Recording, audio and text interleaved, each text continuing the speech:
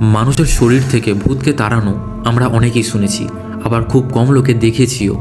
আজ আমরা তেমনই একটা রিয়েল এক্সোরসিজম ভিডিও দেখতে চলেছি। আমাদের এখানে যেমন ওঝা বা তান্ত্রিক থাকে যারা এমন ধরনের কাজ করে থাকে, ঠিক তেমনই খ্রিস্টানিটিতেও কিছু মানুষ থাকে যাদেরকে আমরা প্রিস্ট বলি, তারা এমন ধরনের কাজ করে থাকে। পরিবারের একজন সদস্যের শরীরে একটা আত্মা বাসা বাঁধে। প্রিস্ট ওখানে আসে, নানান ধরনের মন্ত্র পড়তে থাকে, যার কারণে আত্মাটা চিল্লাতে থাকে, অস্বস্তি বোধ করতে থাকে। কিন্তু প্রিস্টটা বুঝতে পারেনি যে এই আত্মাটা তার কল্পনার থেকেও বেশি শক্তিশালী। কিছুটা সময় পরেই আত্মাটা তার নাগালের বাইরে চলে যায়। ভয়তে প্রিস্টটাও যেন কেমন একটা হয়ে যায়।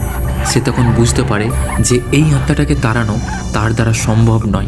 তো আপনাদের পরিবারের কাউকে কি কখনো ভূত ধরেছে, বা আপনি কখনো কি ভূত ছাড়ানো দেখেছেন, সেটা কমেন্টে জানিয়ে যাবেন।